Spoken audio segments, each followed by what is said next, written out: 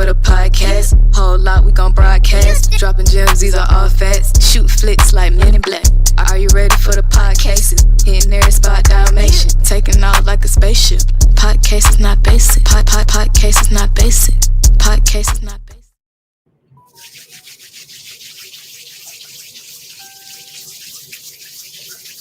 Man, I didn't know what the hell that noise was. I hear some damn grimy hands.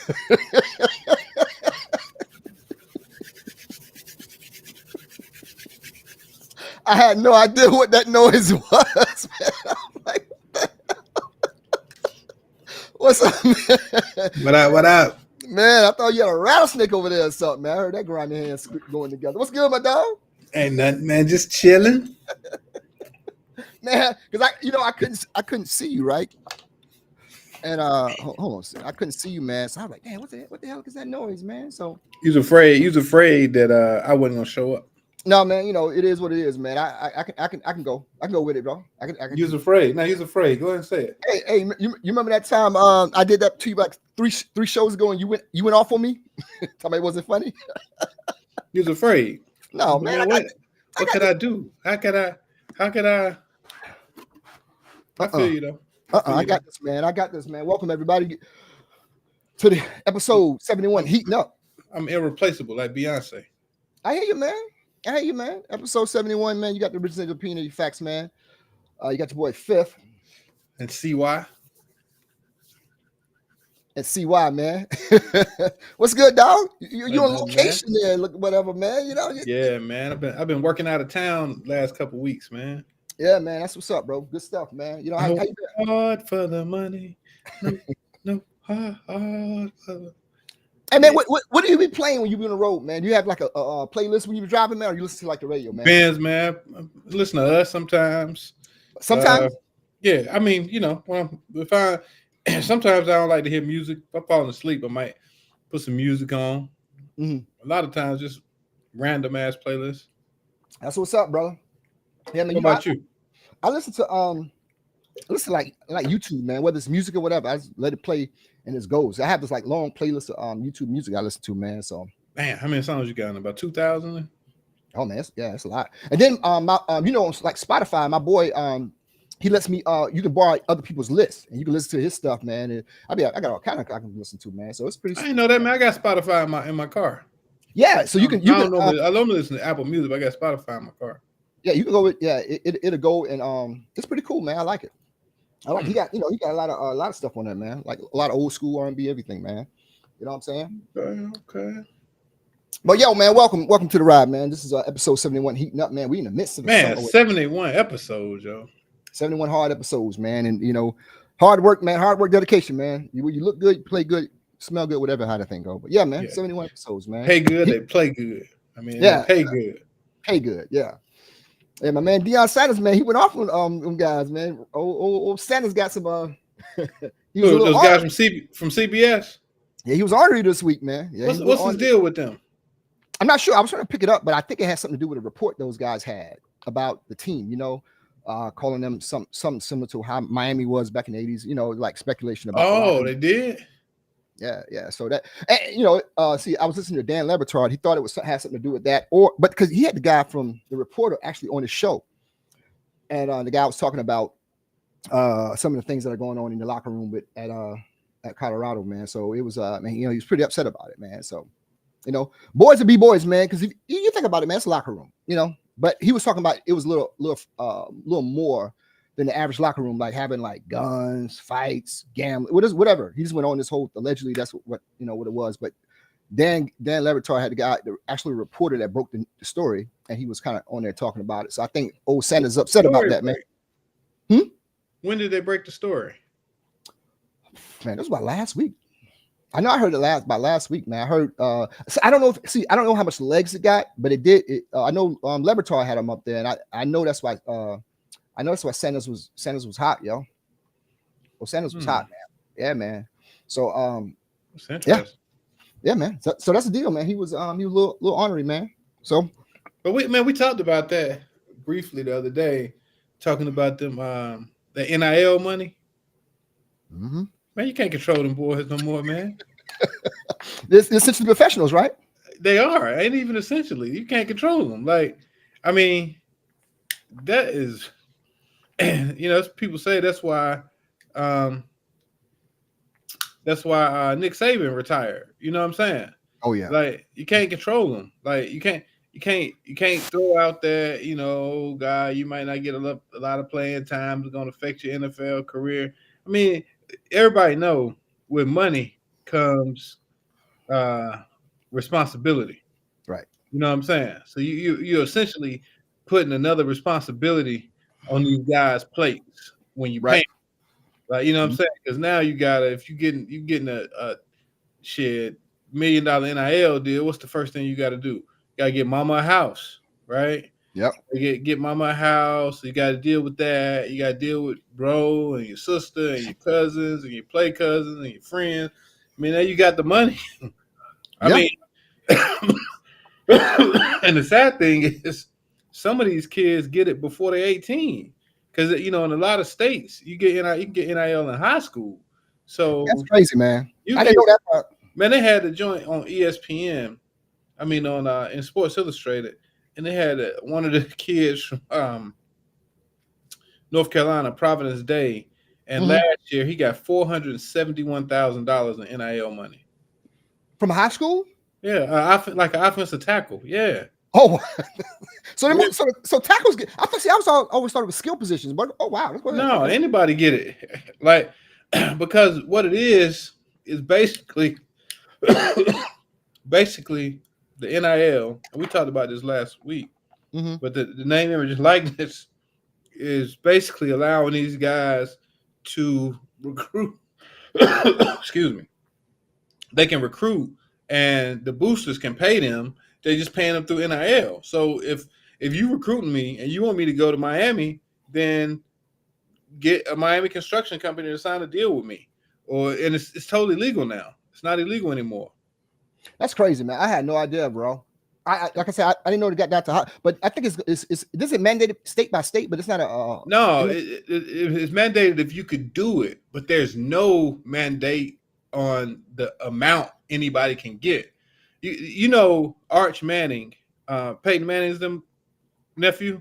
Peyton got another. Yeah, they got another brother. His other brother's son. So it's Peyton and Eli's nephew, Archie's grandson. Man, that mother getting like $2 million, and he don't even start. That's crazy. I had no idea, bro. Let me see how much Arch getting, man. Hold on, man, because this is and that's why he won't go pro. They're like, why would he go pro? He ain't played, so he gonna be a second round draft pick. You ain't gonna make this kind of money doing that. But isn't it's an increase if you do go pro and still make that money though? Bro, his NIL is $3.2 million. That's crazy, man. He's played in 2 games. See, I had no idea, man. That's different. I mean, so what I'm saying is, if you got a kid that's coming from nothing, right, and he steps into $100,000, right, bro, like and then see the thing about it, some of these guys, they're not gonna play beyond college. What? They're gonna be injuries. They're just not gonna be as good as people thought they were. So this is gonna be the peak of their life, NIL, and that's it. Then you gotta go. Then you gotta go be a teacher or something, or engineer, any a lawyer, any profession. I ain't in no situation where I'm getting $3.2 million a year. So you're not gonna get that anymore. Well, with an athlete, man, isn't that like the gift? It's kind of like it's a crapshoot, because you remember when Tom Brady came out. Just imagine if Tom Brady, he was at Michigan. He was a big, he was at Michigan. He was the man at Michigan. Just imagine if he would have stopped. He had an NIL deal. He would have stopped, and he would not have gone to the league based on where he got drafted at or whatever. Wouldn't that have been crazy though, man? But the NIL stops when you finish playing though. Oh, okay, gotcha. So when you're done, it's like a 1-year deal. Yeah, it's almost like the positive of NIL deal is wouldn't it? It's almost based on your performance, right? So if you're not playing as your best in college, it would affect your NIL. So I'm not really a school on the NIL, how it works and how it ins and out of it. But when you was talking about Nick Saban, let me ask you a question, bro. When Nick retired, we also Coach K retired. Who else retired recently in terms of big time coaches? Those are two that's sticking in my head. For Nick Saban, for example, do you think Nick was as good a coach as his record indicates, or he just was able to recruit better players? Recruit. Okay. Yeah, that's what I always thought too. They're like, I said, well, yeah, he's a good coach, but I don't know how good a coach he is if you're surrounding yourself with all the greatest players. Right. You know what I'm saying? You almost got to be a coordinator in terms of just like putting them in the right position. I mean, I don't know, man. I always thought that was a little funny in terms of college athletics when they talk about the greatest coaches around, like Bill Belichick, for example. I think he's the best football coach I can, because he ain't got no job. Exactly. He got the hard way to prove it, though. Yeah. Raheem Morris beat him out for that Atlanta job, man. I didn't know that. Those were the last two guys. And Raheem beat him out, bro. Raheem, hey man, I gotta say we literally watched a changing of the guard. That old school mentality ain't working no more. Yeah. It ain't working because see, you could still and it goes back to NIL, because before NIL, you could still get these guys in there and they're excited to have now money. Mm-hmm. You know what I'm saying? Mm-hmm. Well, now you're getting in guys who already have money. Right. Like, nigga, I was making 3.2. Now you telling me y'all gonna pay me the 2.7 first year player, like, nigga, I was making 3.2 million last year. Like, I don't, Yeah. I mean, it's wild, man. And they were talking about, John Calipari left Kentucky and went to Arkansas, of all places. And everybody's like, man, Arkansas ain't been good since the Big Nasty, man. Since Corliss Williams was there in like 92, 93. What was his coach's name? The black coach? Nolan Richardson. Yeah. Mm-hmm. Nolan has some bad skin, man. Yeah, Noop, though. Shout out Nolan. If I knew. But his skin wasn't bad. It was atrocious. But go ahead, man. Like craters on his face. Yeah, he like underside of a Nestle Crunch bar type shit, man. He hit Noop. Yeah. Man, when he got there by pledging or what? What happened? I think he played his undergrad. That's what happened? I think so. Okay, well, go ahead. That's what happened to his face. Nah, but listen. So he left Kentucky, right? Blue blood Kentucky, to go coach basketball at Arkansas. Hey man, he had a down in Kentucky, man. He had an incredible recruiting rotation year after year after year. So you say he left Kentucky for Arkansas? It was about money. What was the deal? Because he couldn't coach there no more. What? Well, nah, he was coaching at Kentucky still, but Arkansas was gonna pay him more money, and Arkansas is the home of the Waltons, so they basically have unlimited NIL money. So there's no player he won't be able to get. Yo, man, that's when you talking about man. The money between we were talking about the guy for Phil Knight, and now I forgot about the Walton family, man. You get those two juggernauts behind anything, man. It's insane, bro. Behind anything, you know what I'm saying? But for example, like, you ever looked at the billionaires list in America? The Waltons divvied that money up, and I think like all of them are on the like the top 10 or top 15 list. That is insane. Money divvied up, not like one person. They divvied it up and still within the list. Just imagine if one heir had all of that money, bro. It is incredibly insane how much money the Waltons got, bro. I didn't know that, man. I saw the list like recently. I'm like, all of these people are on there. Yeah, man. They make up the 1%. That's insane. And one of the daughters married this other guy that I forget who he owns the Broncos. So one of the Walton daughters is the owner of the Broncos, but her husband is also is uber wealthy. And them two together bought the Broncos, man. It is they said the money them two got is insane, bro. And they didn't have really no partners for the Broncos. They're like, yeah, we get it. They didn't really have any partners. They just wrote the check out, bro. Like the guy. That's what Steve Ballmer did. You remember that? Yeah. Like when they was like they talking about man, we Oprah and Diddy pre indictment Diddy Oprah. No. They started naming all the people. Steve Ballmer said they said they all getting together, man, with their lawyers trying to figure out. And Steve Ballmer said, I just write a check. I don't need to get together with nobody, bro. And that's what we always talk about. Like, well, there's no black owned, man. Them boys be writing the checks. Yeah, Steve Ballmer would drive. Said he was driving that damn Ford Taurus, man. They said Steve said, "Nah, man, I don't need to get. I don't need to. No. I'll write the check when you want it. You cash out that shit. You remember? It's almost the equivalent of like when we can say, let's go on a trip, and everybody like, yo, we gotta get everybody together. These white guys like, yo, we go. Yeah, we out. Yo, because Steve Ballmer paid for everything for the Clippers out of his own pocket. The new arena. Yeah. Yo, he is incredibly rich, man. Not rich, he's wealthy, bro. He literally told him, I will write a check. I don't see why you would wait. Real? Yes. That's when they said it, man. They said like, oh man, I need some minority owners. They putting together a group. I'm telling you, it was Oprah, Diddy, and a few more people. And he was like, nah, I'm by myself and I got it. Yo, he is incredible. Yo, like this between rich, wealthy, and all that stuff, middle class, man, them guys are just look, for him to pay for what he put into that stadium, that new arena out there in LA. The money he paid for all of that out of his own pocket. Bro, that must said I don't need to put together no group. Man, do you think we'll ever have a group? Have an ownership group? You know, like an ownership guy, black guy, to go in there and do something like that, man. Yeah. Okay. You got somebody like the billionaire guy from Texas. What's his name? Robert. I know exactly who you're talking about. I can't think his name. I mean, it's probably just not his interest. You know, like athletics or you know. I think you have to be a pretty good fan because although I think there is some return, it's still. You know what I mean? It's probably not as much, and you probably get more power than you get return. You know what I'm saying? Well, I know for the NFL, their owners' returns in terms of is incredible, bro. Just off the TV deal alone, I think each owner annually gets upwards of $200 and something million annually. Just off that.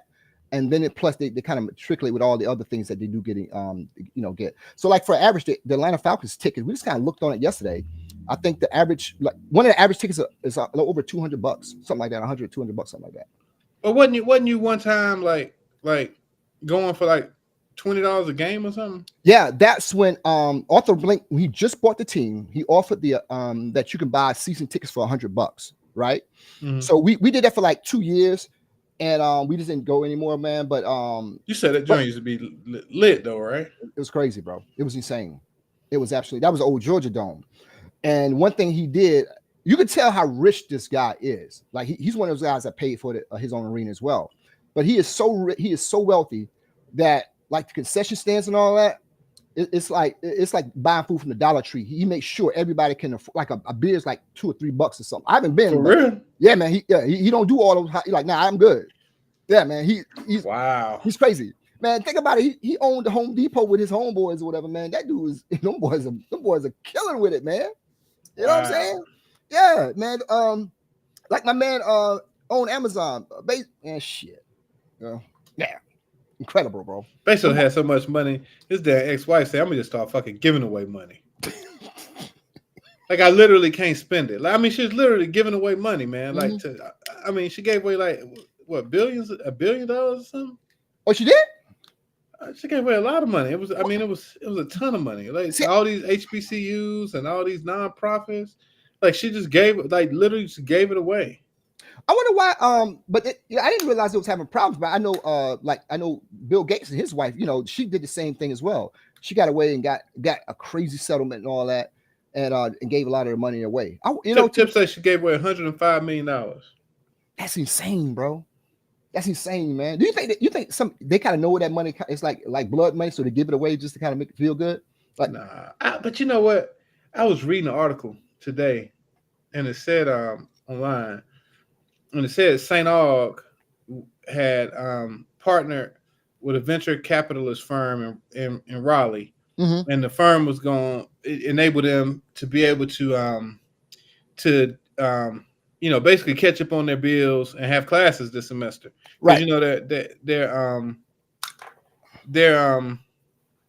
she gave $105 million to the agency that Q-Tip works for. He works for community and schools. She gave $105 million to them. I don't know how much she gave away total. Probably $1 billion, man. But so St. Aug has partnered with this firm, and I'm gonna tell you who it is, to be able to have classes, right? And they've been behind on all of their they got a payday loan. Payroll. Yeah, they've been behind on payroll, and they've owed the IRS and pretty much all of this stuff. So they partner with what's the name of this place? I can't find the name of the place, but it's a venture capitalist firm. They partner with them, and they're allowing them to have classes. And the first allocation of money was $7 million. You know what I'm saying? Really? That they gave St. Aug. And I was thinking, man, $7 million that's a hell of a lot of money, right? But their alumni should have been able to come up with $7 million. So that was the cost to get them back in operations was $7 million. That was the cost. I mean, that was. I'm trying to let me find an article. Okay. But again, that goes to the point where I don't know, man. I guess it goes to the point of just kind of getting together and just kind of coming together and doing that. We can't get black people to do a lot of things together. It's called Gothic Ventures. So it's called Gothic Ventures. It says St. Aug said Friday they entered into a credit agreement with the Durham-based capital provider. The financially strapped HBCU called it a big win. The agreement with Gothic Ventures will enable the university to receive up to $30 million. The initial allocation is $7 million term loan, and they secured it with their real estate holdings. Because of course, Shawn and St. Aug have always been land rich. So in essence, if they renege on that loan or default on, they're gonna take that. Oh, they're gonna take the land. Yeah. Them niggas gonna make sure they don't, they don't even want that check. They're like, they paid again. Oh shit! It says, they delayed the fall. The students not coming back until like August 28th because they had some problems with. They came from the hurricane that hit, or at least they said it came from the hurricane. But anyway, they got this money on Friday. Look, and they said the check hit Friday. You know when that check hit. Boy, bro, when that $7 million hit, they probably was printing out payroll checks. I mean, because like some of their people, bro, they hadn't paid since like December, and they were still teaching or whatever. Yeah, like they didn't stop. But they stopped the semester in like April. They sent everybody home. When stuff like that happens, man, I think professors and all that. I can't explain how that makes me feel. When those guys you still go to work when you're not getting paid. I'm gonna tell you what, I love teaching. One of my favorite things to do. If I don't get my check, I ain't coming. if the first of the month come around, that's crazy to me. Like teachers, you hear all this stuff about like, for example, it's a no, like lawyers and all that. It's a range you can go to. Like doctors, everybody know what teachers make, and people still go into that profession like in droves, right? You got to respect them. Let me tell you something. How I feel like teachers. And like military, number one, teachers. I think they should automatically have to pay no taxes. I agree. I think they should have to pay on that teaching money. I agree. What are they gonna do? Moonlight tutoring in a club? I mean, what do you mean? What do you mean? I mean, you do other things like what? Oh yeah, no, across the board. Because if they have to do other things, that's a direct supplementation of what they're not getting in terms of money. So they should automatically, regardless of whatever they do. Seriously, because you think about it. The average teacher make whatever, man, but they do have a strong union though. That and policing and all of that, you got like a strong union. But I've always thought teachers. What about cops? Cops don't make a lot of money. Yeah, cops too. Yeah, but I don't know, man. I don't know, bro. Yeah. I understand what you're saying, man. But yeah, I don't know, man. I always thought teaching, and I think teaching is very pivotal. I know. I respect you on that. For example, so when you do it, what do you enjoy about it the most? Like, what's the thing that you get out of it? Oh, well, mine is different because it's law students. So I mean, I enjoy being able to really pour into them, you know, because you're literally shaping them. But probably the most joyful thing I get is when one of them has graduated and they send me a message and like, hey man, you know, that stuff you taught us, man, it's really helping. Like I had, man, I'm gonna read this to you. I had a student who sent me a message, man, touch me. You cry? I ain't cried, but I was touched. Okay, all right.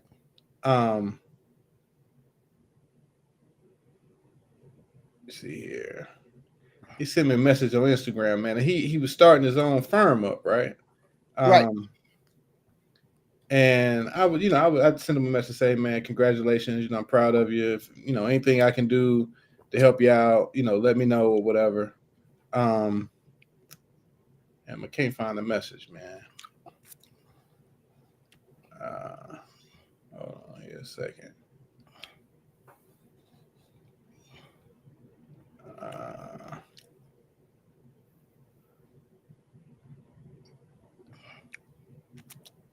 Yeah, man. Why you look that up, man? Let me see. I was looking at like the average. Let me see that.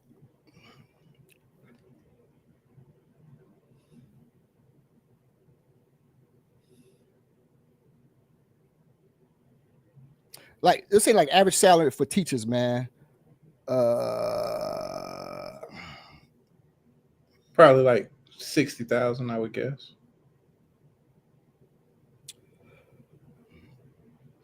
Okay, here we go. It has a list here. This is from Search Labs. So they say California is at the highest. Their average is like 95,000. New York is 92, and let's see here. Let's see who's like the lowest. So here are the top three lowest. West Virginia at 52. That's number three. Wow.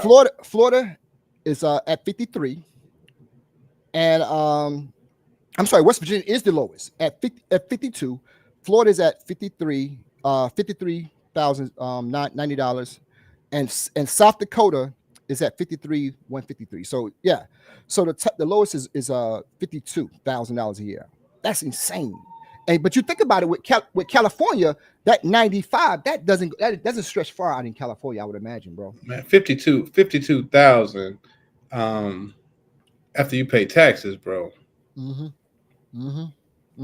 I think, and don't they get paid twice a month? Most states they get paid once a month, I think. So, well, North Carolina, I know it's once a month. I don't know. So say for instance, like the taxes on that, right? And then you get that once a month, boy. You see why I believe they shouldn't be paying any taxes at all? Yeah, I agree. With you on that. Yeah. So I think that's one thing that I thought they shouldn't be paying any taxes at all. Just for the dedication that they got, man, to go and deal with kids, bro. That's incredible, bro. You know. But yeah, man. Okay, yeah, that's good. Somebody sent me a message, man. So say we look good tonight. Thank you. They didn't say which one, but they say, you know, you talking about me. They don't know you, bro. You know, I shine light upon you. But but yeah, man, you know what's funny to me, man? While you look for that, man, you know, I've been I go to this like every Thursday night or whatever, during the weekend or whatever, I go to the cigar bar. You know, I tell you about that. I kind of go to this bar or whatever. But before I go to the bar, I usually stop at this gas station and get a bottle of water so I can sit out there with me while I drink a beer or whatever. So I go by this gas station just about every week. You know what I notice every time I go to this gas station? Unequivocally, every time. What? I see a young lady pumping gas. Like, man, she look good. So it turns my head. And you know, and I see the guy in the car. In the laid back. Bro. Every single time. And the reason why I noticed it because I said, man, she look, you know, like you were human. So we see a nice looking person, it kind of catches your eye, right? And every week I go there, I see a young lady pumping gas, and I'm like, damn. So you kind of look over and see, you know, she dude in the back, it's dude in the passenger side, chilling, just chilling. And I'm like, man, what, you know, because like no one's ever taught me that. No one's ever told me that, right? But I always kind of like, it was always innate in me to, you know, hey man. She probably paying for it and pumping too. Yeah, she has to. So I mean, you talk to your daughters about that? I don't talk to my daughters about it. And here's why I don't talk to them about it, because we know how kids are when you talk to them. I show them. And for example, ever since my oldest daughter was young, I always open the doors for her. like everywhere with the house, car, whatever. Always open the doors for her since she was a small child. I even do it for my youngest child. And what happened as a result of when I do that, and I told my cousin Elsie, you know, because he didn't believe me. Even to this day now, if I'm in the house with them and we walking somewhere, it's instinctively they stand by a door, waiting for me to open it. It is instinctively for them to do it. You know what I'm saying? And I told him, he's like, nah, man. I said, okay, watch this. I showed him, and they said that we leave at the front door and they sit there and wait, and they walk to the car and they just be on their phone or whatever. But it's not like just looking around waiting on me. It's like it's innate for them. Like, okay, I gotta wait for this. And the reason why I do that, number one, is because I want, you always want the best for your children, right? I would always say I want them to meet somebody better than me because I always haven't been a good guy. But the reason why I do that, and I do that is because number one, if they ever meet somebody, whether the guy's good, bad, or indifferent, I always want them to see little things that just sticks out to them. Like, wow, that's kind of weird. You know what I'm saying? So they make them think a little more like, damn, that's kind of stuff my dad, you just not think about it, and I never want them to get enamored with like what people like, because first thing do like give them $40 and all that. I do little things like that. Take them out we go out to eat all the time. We do once a month. We get together. We set up. We get dressed up and we go on a date once a month. Every Saturday for the most part. What you be putting on? Just like a shirt, a collared shirt or whatever, and she get dressed up. You be getting gussy? I get gussied up, right? I get gussied up, and we go on a little date, right? And here's the cool thing about it. And then on Saturdays we go out and have lunch together. And the reason I do that, number one, I enjoy spending time with them. Number two is I don't want them I don't want some knucklehead guy to come along and think he can give them simple things and win them over. That type of stuff, right. That's natural. That's like breathing for me and my father. You know what I'm saying? We went to Olive Garden. Yeah. But again, I enjoy doing that. But that stuck out to me when I was I went to the guy, like, man, that's crazy, man. And the girls out there just pumping the gas and whatever, and you, like you said, it's an automatic thing. If you pumping, you paying. So she's paying. Yeah. You know what I'm saying? So the guy just in the seat over there chilling, man. I saw one guy like taking a selfie. Whether he was on live, I don't know what he was doing, but he didn't give two fucks about her. I could have got her number. He would have known. But it's that weird though. Have you noticed that? I don't know if it's just me. Yeah, I posted about that before. Yeah, I mean, it's different. Kids are different these days, man. Mm-hmm.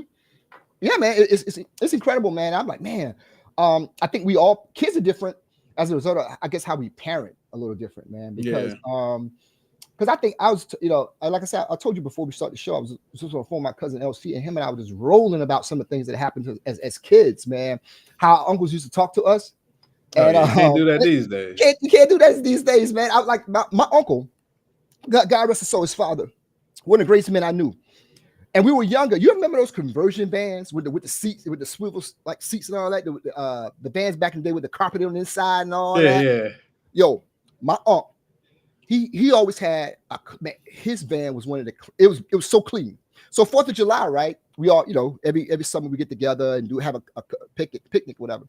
So one day I was out there with my cousins. I kind of leaned on it a little bit, just because we were lighting up, lighting the wick to light the fireworks.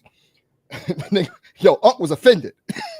He walked up to us like we were grown men and said, man, get the fuck off my van, bro. And walked away with his beer in his hand. You know what I'm saying? But we was talking about how those conversations didn't affect us. We were like, okay, but if you say that to a kid now, then somebody jump in like, don't talk to him like that. Right there. Yeah.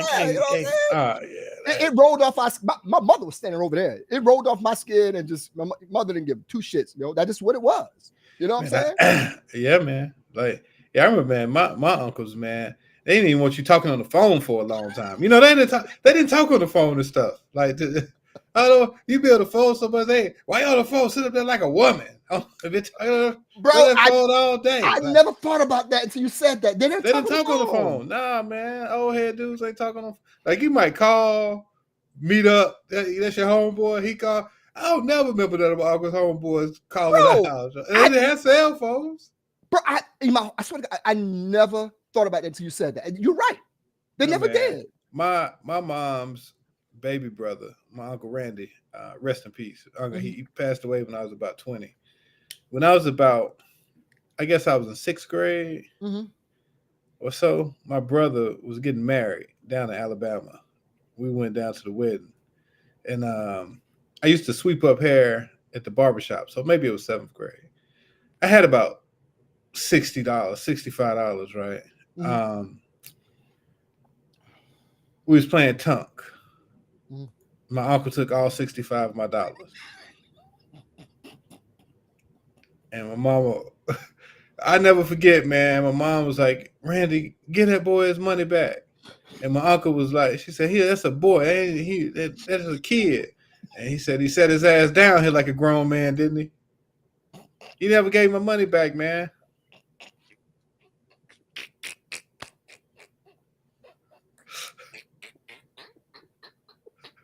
You having a stroke or something?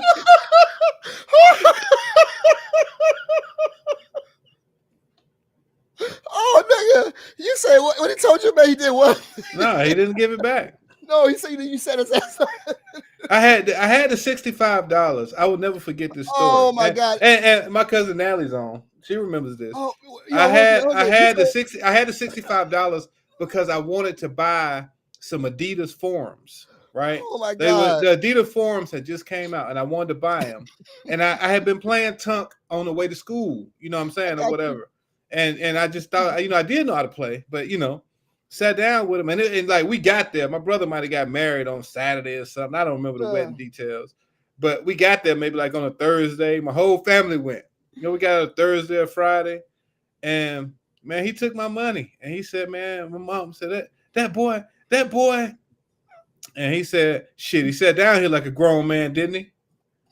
Yeah, he didn't even blink when my mama said that shit. Dog. And then I'm quite certain that she fussed at me after. I'm certain that it probably wasn't just her, probably my whole family. And some kind of way they still pulled together and got me them gray Adidas forums, but I couldn't buy them. Margaret took that $65, man. He took. Oh, he set his ass down here, didn't he? Like a grown. He said he set his ass down here like a grown man, didn't he? But those are the lessons that we can learn. Like I'm telling you, I remember, man, I'd be sitting there on the phone, man, maybe talking to Dana. We'd be on the phone. I have a girl on three-way. And my other uncle, man, my Uncle Vaughn, who didn't even talk much, he'd come out there and he'd mumble, "Get your ass off that phone like a woman." Like what you talking? What you talking to another boy for that long? I never thought about you. You're so right about that. They didn't talk, and if they did talk, it was quick. It was like, but 2 minutes. Men never hung out at home too much. If you think about it, they never really. They kind of either went to like the barbershop, the bar, or the other family house. I mean, you know what I'm saying? They never hung out at home. You thought about that? I just never seen that before, man. Guys just didn't hang out at home, man. And it's a totally different thing, man. I think like Chris Carter said something this week. I was watching his podcast, man, and he unequivocally what he said, man, you know what? He said every boy before he hits the age of 12 should be punched in the mouth at least one time. And the guy was like, everybody was like, yeah, because what he explained was, he said what that will do, that will help you indicate what you say before you say it. You always want to understand consequences. And the thing he said now, whether he's coaching youth, whatever, on the side, or whether just he's talking to you, he said when they talk, you understand they've never been punched in the mouth before, and some of the things, how they act and what they say. Because for example, this is what he said. He said he's watching his son play. Someplace he was watching his son play, and he was out there cheering for his son. He was kind of whatever. And somebody was saying, "Man, move your ass back, man. You can't play or whatever." And he said, "Man, he said, yeah, this is what it is." He said, "Hey, man, when you get home, tell your mama to show you how to Google me. I got these hands or something like that, whatever." But like I said, the guys was talking crazy to him. These young people was talking crazy, and he was like, it just struck him like, "Yo, I would never talk crazy like that if I was a young man, just to a grown man, let alone anybody." He said, "But I think every little boy from age 12, by the time just getting punched." Different, man. I mean, you look at that all the time. Like, remember how that kid was talking to Cam Newton that time? Like, if they haven't physically seen it, like if they hadn't seen it with their own eyes, they don't respect it. Like you can't. Those kids, man. I think maybe like 30 and below, they don't give a damn about what you used to do.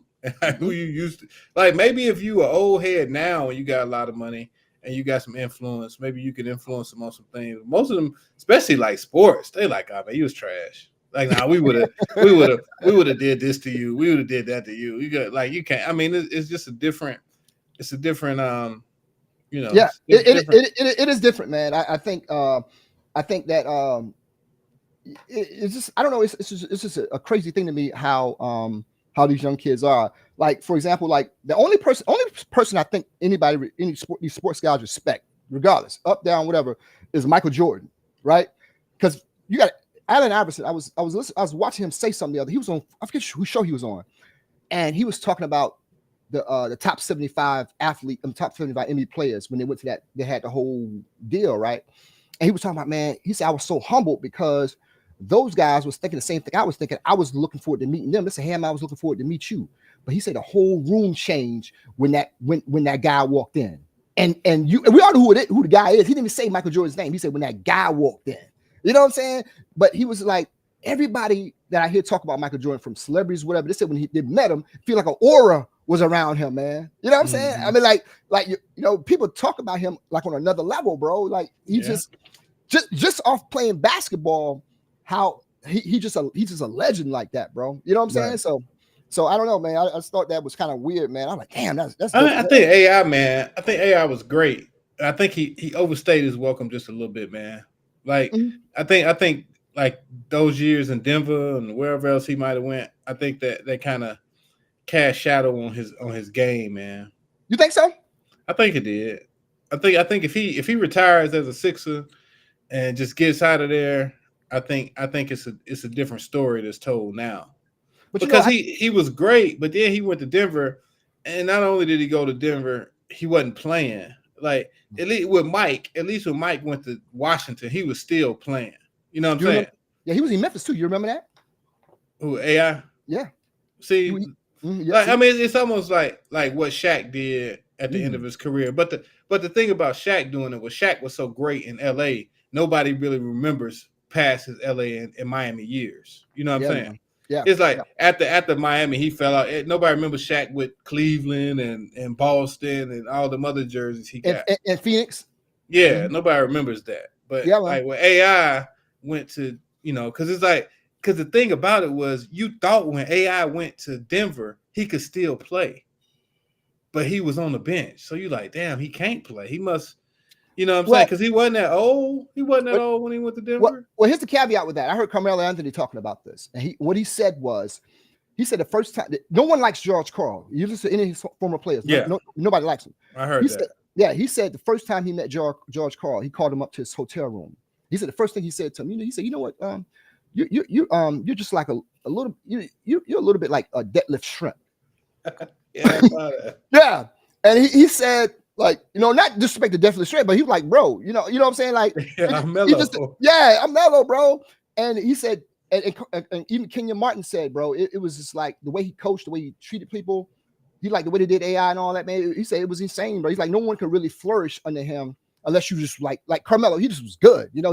He won in spite. He was a good player in spite of George Karl. But it said George Karl just became I'm like, damn, you know what I'm saying? So the way he did Shawn Kemp and all them guys, bro, it was insane, man. He got rid of Shawn Kemp, man. Because he found out he had.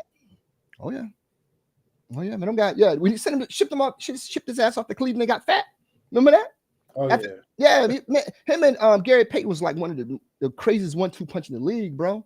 A 6'10" forward that could fly. Come on, man. That guy was crazy, man. But but that's good, man. What's going on, man? Nothing. You got a debate coming up in a couple of weeks, man. The presidential debate or vice presidential? Presidential. He's going to debate her September 10th, I think, on ABC. So they're gonna finally get together and do something, man. And they say he's been unhinged lately.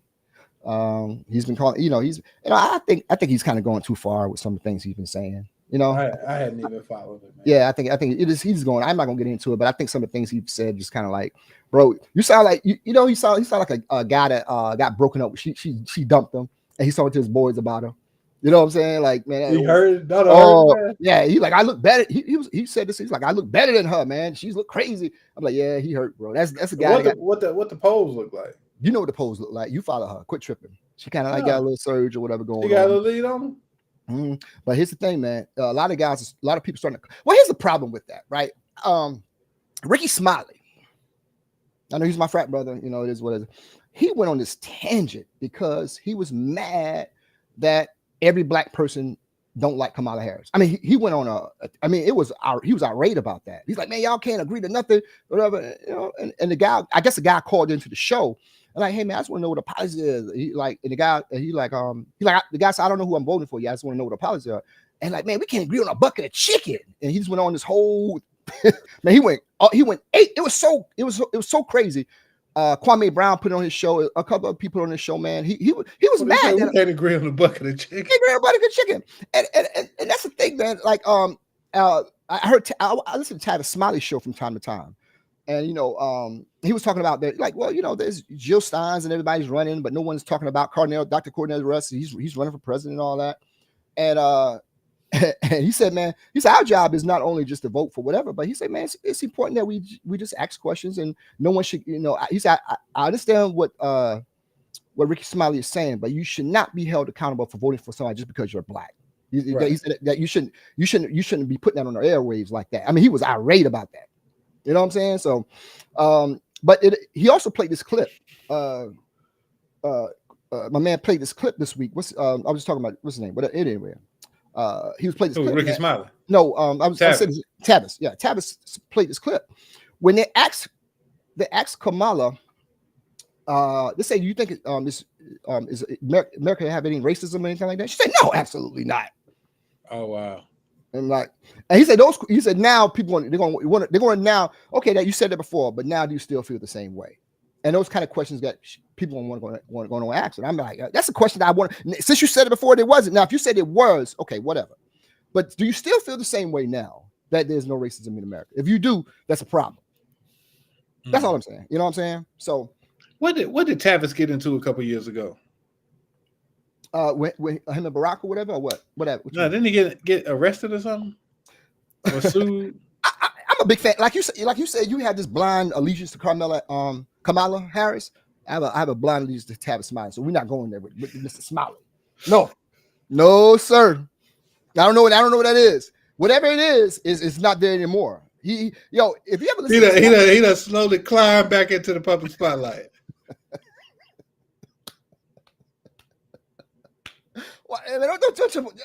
But again, there's always a way back. Right? Whether you got some talent or whatever, there's always a way back, man. But it was saying, like, for Diddy, do you think there's a way back for Diddy ever? Yes. I think there's only one way back, and somebody made a good point about this. But what way you think he can come back? Make some hits. For me, he start producing people like unknown. Stay out. I think he needs to stay out of the spotlight, but I think there's a way back. Even if he get indicted? If he gets indicted and goes to prison, he may die there. Well, okay, yeah. Right. Just for the sake of conversation, right? So if he get indicted and does like a year, so whatever. He comes back. Do you think is a way back for him to get, because he get all the stuff he got accused of, he got convicted of something, right? So he comes back. What do you think he can rebuild himself? America is the most, other than Pete Rose, America is the most forgiving place on earth. If R. Kelly got out today and made an album and it got released Friday, it would stream 2 million times. Well, it was streamed 2 million times. I'm telling you. The caveat is you left one person off. You said Pete Rose and OJ Simpson. Those are only two, but go ahead. OJ still was OJ. He never got accepted back into the groups he was in before. What white person OJ Simpson sat down and talked to? Right, you're right. He never got accepted back into those groups, but he was accepted into the black community. Like R. Kelly wouldn't be accepted in white people anyway. Well, that ain't his group though. Okay, well you're right. Go ahead. But go ahead. But R. Kelly would, if he made an album, it would stream 2 million times. People, I mean, I think what happens is, I think a lot of this, particularly like when people are released, I think they've been scared so much. I think Bill Cosby is an excellent example that you are going to stay out of the radar. You don't want to even be photographed going to the grocery store. That's true, man. Since Bill Cosby got released, we ain't heard nothing. And I know he's older, could be sick or whatever, but you ain't heard nothing about Bill Cosby. I think you realize, let me stop playing with those people. They are powerful, right? That's the thing. I think that's true, man. But if you look, everybody you name, or even more people, they're never accepted back in mainstream media. It's always just the black folk. You know what I'm saying? Like Bill Cosby, other things like that. But what I'm saying is like anybody. Michael Vick could be different. Michael Vick's on. Now that's amazing to me. That what happened to him. Sports changes things as well. But O.J. Simpson still, he never got invited back to the whatever. Because if you ever listen to O.J. Simpson you ever listen to O.J. Simpson on NBC before him and Bob Costas had that pregame show, that set up everything they're doing now. Because what their guys were doing was set up everything now. But it's strange to me what you mentioned Mike Vick. And you know why? Because how white people hold high regard to pets, dogs. You know what I'm saying? That he can come back. But he came back. Mike came back with humility. OJ never did. OJ took the route of, I ain't do this. He wrote that book. What if I did do it? OJ kind of like wagged his finger at them, like motherfucker. Like, so what if he did? But that was his thing. He said he didn't do it. So why would he concise himself to say I did something or maybe? But he was taunting them. But like writing that book, what if I did do it? If I did do it, I wouldn't have did this. Mike Tyson did the same thing about that rape. Mike go crazy if you bring that up. It was a black woman. They didn't care that much. Nicole Brown had been dogged by America. Like, oh, it's white woman, it's hard working waiter, it's hard working people. Yeah, you're right. Nobody cared about that Mike Tyson raping a black girl. Like, I mean, and I think the way Mike Vick, we're in the age of social media, and I think the way Mike Vick came back was, hey, not only am I sorry and I made a mistake, but I'm gonna donate and continue to donate to different pet situations. I see how I made a mistake. I think he came back with his hat in his hand so hard that, you know what I mean? But I mean, still an amazing, comeback. But his story was Mike Vick's story was so good, man. Like, I mean, football make you forget a lot of stuff, man. Where he came back with the Eagles, that, I wasn't supposed to get the job, I got the job. Well, now I'm the starter. Now I'm back to who I was. I changed my game. I changed my life. I don't talk to these guys anymore. I'm gonna give y'all unfettered access to the story. This is how it happened. Like, yeah, so, I agree. One of the craziest thing about Mike Vick's story is he talked about his first night in prison, and then he just cried when those doors were closed. He said that all night, and he just cried, bro. And that's is a somber thing to hear some shit like that. Grown man just cried when you was locked in like that, and no one, you can't go nowhere, bro. It's a humbling experience, man. But yeah, you're right, Mike Vick. But I don't think that like Pete Rose, they will not forgive Pete Rose, man, by that gambling. He's done. Even Dan Patrick just went the fuck off on Pete Rose. I'm like, damn. That's like fucking gambled at 82, and they still beat that motherfucker. That's like the black OJ. Like they're not fucking with Pete Rose, man. It's a he can't get no job in baseball or nothing, right? Can't do nothing. Lifetime ban. Like he can't do nothing. He can't do. And the crazy part about it is the guy they're selling his jersey on Major League. They're selling like his jersey is one of the hottest sellers still on Major League Baseball. And what they're gonna do is probably honor him after he die. No, I don't think so. No, he can't come back to any. Oh, here's the thing. They said he can't do anything. Can't go to any clubhouses. Can't do nothing, man. Nah, you ever seen Pete throw out the first pitch? No, can't do nothing, man. Pete's done. Pete's done, man. Yeah, he's out of here, man. So I was like, oh, okay, well, Wow. Yeah, you're right, man. They won't let you back in. But I thought the only way that Diddy can ever get back in the graces of everybody if he come out as gay, and then he would have some kind of. Well, I'm just saying he have some. No, I'm not being serious. That community will embrace him and protect him from everything else that may come. That's all I'm saying. Yeah, but that's the only way I thought he could ever come back is to say, was whatever, like he's gay, like Don Lemon. He was terrible and whatever, and he tried to have. So he works for Elon Musk. Does he? Yeah, Don Lemon is terrible. But anyway, Elon Musk is his boss now. So he said, Elon Musk like, okay, well, sat down with an interview with him. And that interview was god awful. And it was so bad. Elon Musk said, well, the only reason I really did this is because, you work for us or whatever. He said, man, but I got to go. I got people out here waiting on me. I give you a couple more questions. You know what I'm saying? And that's what I'm saying. Elon Musk, you could tell the look at the questions that he was asking him. Next to Oprah Winfrey, Don Lemon is the worst interviewer in terms of questions that he whatever. But he asked him, he's like, man, don't you smoke weed or whatever? And Elon Musk like, bro, I smoked one time on Joe Rogan, and you could tell I didn't know how to smoke. I was just whatever. And he was like, oh, okay. He said, hey, man, you got about 2 more questions. And I got a room full of people waiting on me. And you got to watch. You can pull it up and see it, man. But it's crazy what I think he's a terrible interview. I think that's why CNN fired his ass. He's bad, bro. You know what I'm saying? And what's your thing with Don Lemon, yo? I don't know. I just don't like. I'm not a fan of Don Lemon. You never like Don Lemon? No, never like Don Lemon. I think he's that guy you talked about last week, 2 weeks ago, about the guy who's too emotionally invested in politics. Him and Van Jones, man. Them guys, man. No, bro. They said Van start crying, man. Yo, man. Outside of you and I thought you and I were the only ones that kind of really noticed that. Man, they got Van Jones all over the place crying, man. And they had him on this past week on CNN. They say they were talking about that, like, yeah, my thing about Joe Biden. He was about to cry in that cutaway, but he was talking about Joe Biden. Like he said he loves him. He said did he work for Joe Biden or something? Was he? Nah, he ain't work for no Joe Biden. Well, he has some oddball allegiance to Joe Biden that he every time he talks about him, he said I love him. He said I love Joe Biden. Like, I mean, Si's my boy, but I ain't gonna be like, man loves Chris. That's odd to me, man. You know what I'm saying? Yeah, that's odd as hell. Yeah, that's odd as hell, bro. And man, let me ask you a question: What's the best concert you ever been to, bro? I ain't no real big concert guy. Well, if you like your whole life, just whatever. Have you ever been to any, like what's the? Probably, I went to Jay-Z one time. It was a pretty good concert. Okay, what about that concert you and I snuck into? I was thinking about what about the concert you and I snuck into? The Method Man and Lauryn Hill. Yeah, with Arcaius went all that, but that was a good concert too, though, right? Yeah. Over NC State, yeah. Right, but the best concert I've been to, and I bring this up because I was, like I told you yesterday, I was talking to my daughter, the best concert I've ever been to when I was in the military. Outside of the Bell Biv DeVoe concert, the one that I paid for myself, Bell Biv DeVoe concert was one of the best concerts I've ever been to ever. But MC's Hammer concert I saw in Hampton, Virginia was the best concert I ever been to in my whole life. It was absolutely insane. This is not you can't touch this. This is right after he did Pumps in the Bump, whatever. And it was like one of those summer jam type concerts or whatever, with all these collective artists and everything come together.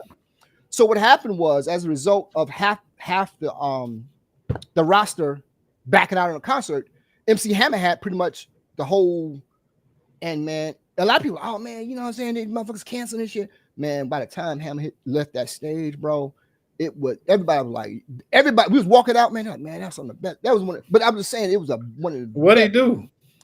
Well, the thing about the thing that struck me the most when the show started was how every corner of that stage was covered with somebody doing something. It is you was all you was everywhere with it. Like, man, this guy's incredible, bro. You know what I'm saying? That's how Bell Biv DeVoe was. They had their own basketball court over there. They had the lockers over here. Had a guy playing drums. Man, it was insane, bro. I'm like, damn, this shit's pretty good. But that's all I'm saying. I'm like, I told us, man, these guys right here was killing it back in the day, man. But yeah, I thought it was, like MC Hammer was the greatest. Like, man, I don't think MC Hammer. I had to show up. I'm like, yo, man, here, let me show who these guys was, man. But what Hammer had on? He had on. I can't remember what he had on. But he kept changing.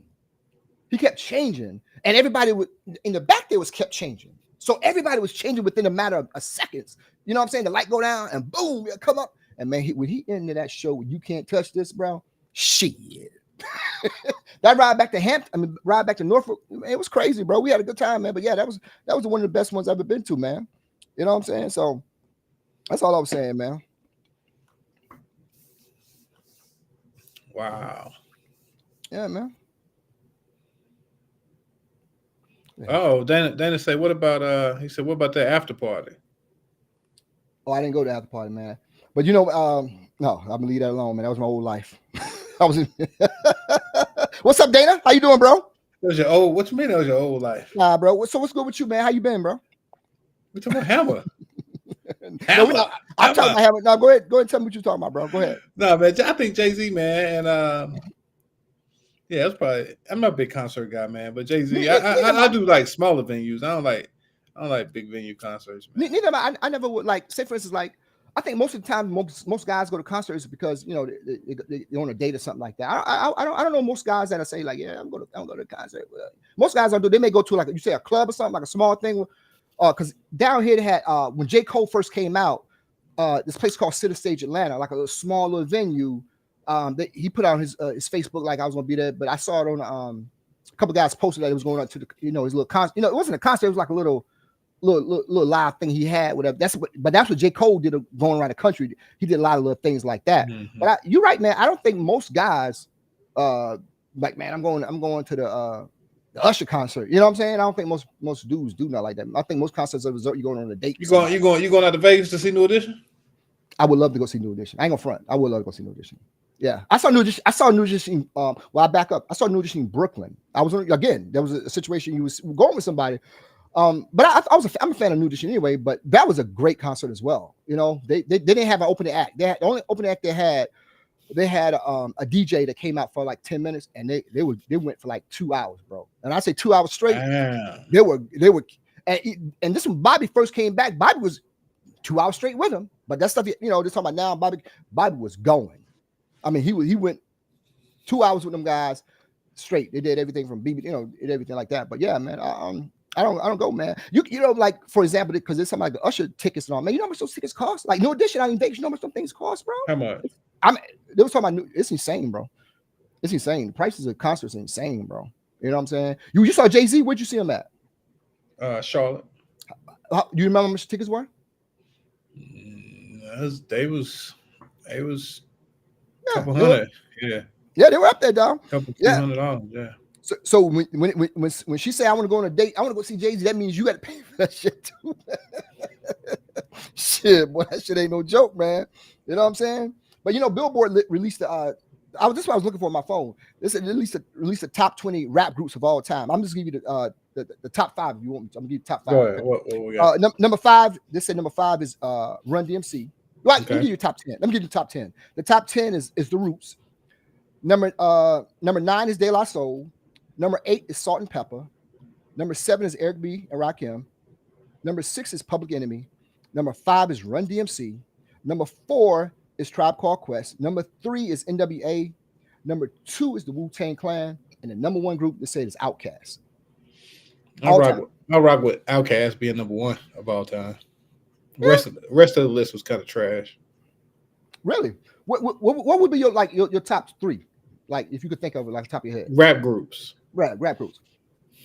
Outkast would be 1. Okay. Thinking. It's kind of. I know it's kind of hard on top of your head. Yeah, man. I would go Outkast. I would probably go NWA 2. Probably NWA was strong. Okay. When they was all together.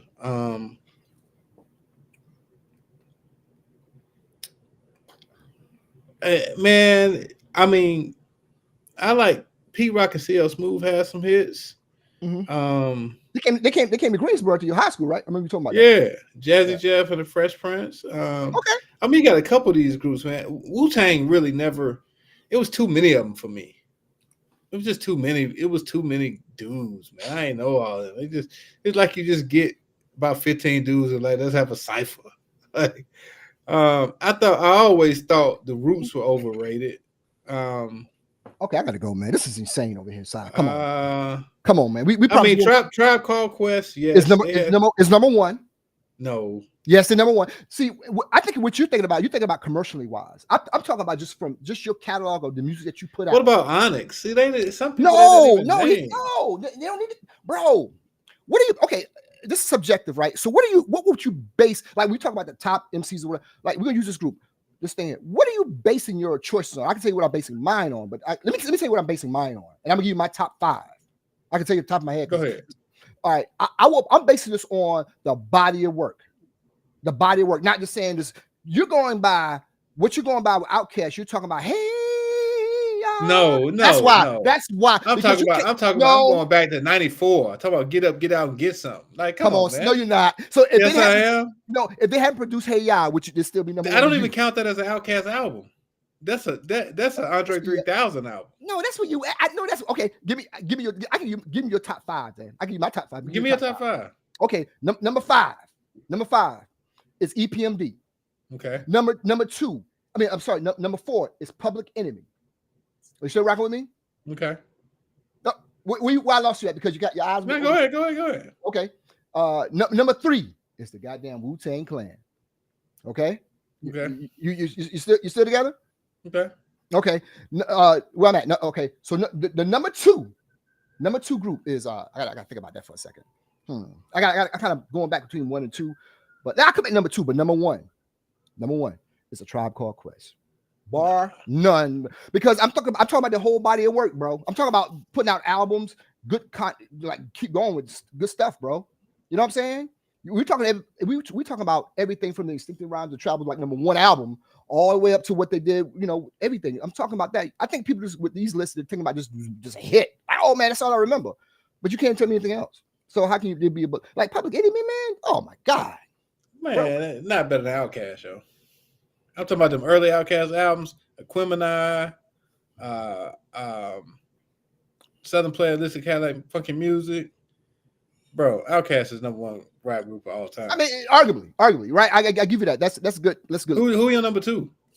You didn't give me nothing but Outkast. I think that's just. I gave you 3. I gave you 3. Outkast, NWA was number 2. Okay. My number 2 is Mobb Deep. That's why I couldn't think in my head. Mobb Deep. I didn't consider that. Yeah, you know why? You know why this list is blasphemous to me right now? I didn't consider that. You right.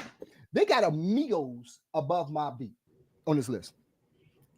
They got Amigos. The Amigos. They got. Well, that's because they sell so much. But okay, but again, I wouldn't base it on just sales. I'm talking about you go in there and just rock that joint and blah blah blah blah blah. I mean, but I'm saying that's what. I know. Making lists say Amigo, and these new people say Amigos is I never heard of Amigo song if it wasn't on the radio. But they're talking about like with like Lauryn Hill and Big and all that. You think about it, like, man, the guy said, man, what about Fugees though? They only had a small body of work. Yeah, 1 album, bro. To me, I don't know anything but the album it was a kick because they had a tour recently and canceled that shit. But they said it was Lauryn Hill and the Fugees. That was the tour. Oh really? Yeah. Well, was Pras in jail still? No, he's out. Oh, yeah, because he gave a large amount of money to Barack Obama and all that, but that super PAC, I think that's where he got hemmed up a little bit, man. Where he get a large amount of money from? I don't know, man. That's part of the reason why he went down. You know what I'm saying? But yeah, man, they got this list is crazy, man. But the only thing that really stuck out to me, this list is actually pretty good. The order is crazy, but they got the top 20. The list is great, but they just got people missing all kind. But when they put the Migos above all the others, it was like, man, that's crazy, bro. They got them above like Noted by Nature and all that. You know what I'm saying? Like, bro, that's it's kind of crazy. I'm talking about the whole body. I'm talking a collective body of work in terms of albums and good stuff you put out, man. That's what I base it on. Not just tell you. Like how you may think about just that the Hey Ya song and all that. I didn't realize how many albums that thing did sell. That's not even an Outkast album. You don't think so? No. Nah. All right. Yeah. Nah. So yeah, it's a good list, man. Yeah. So yeah, I don't know, man. Yeah. So Dana says Tribe is his number 1 too. Yeah. I got like 2 or 3 Tribe Called Quest songs that's decent. I ain't never really rock with you. Bro, you like, what's crazy to me when you didn't know who Sadat X was when we was at the Soul Pick. You leaned on me like, man, who's that? He get his haircut where I get my haircut. Sadat X like Brand Nubian, bro. Yeah, those things stump. Like they'll play them now in a club and like boom, like oh shit, people like, but they don't even know who they're listening to. Like if you play like Check the Rhyme or award tour in a club right now, it'll thump. You know what I'm saying? It will go, and people realize they're probably like, man, who the hell is that? If they think about it, it's like a Tribe and all that shit like that. Like NWA only had like 1 song. And the only reason I don't put NWA up. What you mean they only had 1 song? Well, the only song I ever did like NWA. The only song was They're Always Into Something. That was and that came off the second album. That's the only song I ever really liked. I lost a lot of respect for NWA when Ice Cube disbanded that group with that No Vaseline. he ruined that. It was over. Like, hey man, I don't want to do this no more. Yeah, you like NWA? I didn't like him. I didn't like him too much. I mean, as far as rap groups, I think NWA. I think they're strong. No. A lot of people think they ruin rap, like Special Ed. Yeah, express yourself. Express yourself. I'm expressing with my full capabilities. Now I'm living in correctional facilities. Oh, that's horrible. You know about that? Oh, that's horrible. Oh, you never heard nobody cuss before NWA. NWA is just horrible. It is a horrible group. I think I would like if I see them now, like they come on my list on YouTube, I always skip it unless it's always into something. I always skip it. I never was a big fan of Ice Cube either. Why? I don't know. His music just never did it for me. Like I don't know. I never like the only one I really like about Ice Cube was Jacking for Beats. That's the only song I really liked he ever did. But like give me a popular person that you like that's never did like, nah, I don't really like that guy. Yeah, I never really liked that. You know what I'm saying? But like a rapper? Yeah, just song rapper, whatever. Q-Tip. Wilson. Anthony Hamilton. When I hear them, I want to puke, bro. I'm just not a fan of them. I'm like, I don't like them guys. You know what I'm saying? That is me. Hey, I never really liked Q-Tip from Tribe. Okay, you piled on a Tribe. We know you don't like Tribe Called Quest. Okay, we got that. How many of them was it? Okay, it was originally 4 because Jerobi, he quit and he came down to Atlanta. He became a chef. Then it ended up with Q-Tip, Fife, and Muhammad, the DJ. But yeah, that was originally 4, but it went to 3, and they killed it. They killed it. Is Fife still alive, or did he pass away? No, he passed away. He passed away a few years ago. Yeah. Okay. Yeah. $5. Yep. But yeah, I'm not a fan of Charlie Wilson and Anthony Hamilton. And you know, when people be surprised by that, but yeah, man, I don't get it. I just don't like it. I ain't a fan of. I don't like Charlie Wilson or Anthony Hamilton. J. Cole. Ooh, now you're stretching it. You don't like J. Cole? No, man, I should. Mm-hmm. He's from North Carolina and everything. I just don't like him. I like him. Okay. Yeah, I like J. Cole, man. Okay. I don't like J. Cole. You and I should never take a road trip together, bro. It'll be bad. Like, listen to me. No, bro. Totally different tasting music, bro. Somebody put something. He said, who is it? Black Perry said on YouTube's like, he's biased to the Bay. Okay. Salute to you, my brother. You know what I'm saying? So that's Beck. That's a female. Oh, okay. I know who I couldn't really read. It's kind of far away. But anyway, yeah, okay, salute. You know, but yeah, I just thought that the list was kind of wild, man. It has some great names on here, though, man. I was like, wow. But number 20 is UGK, bro. I never really got UGK.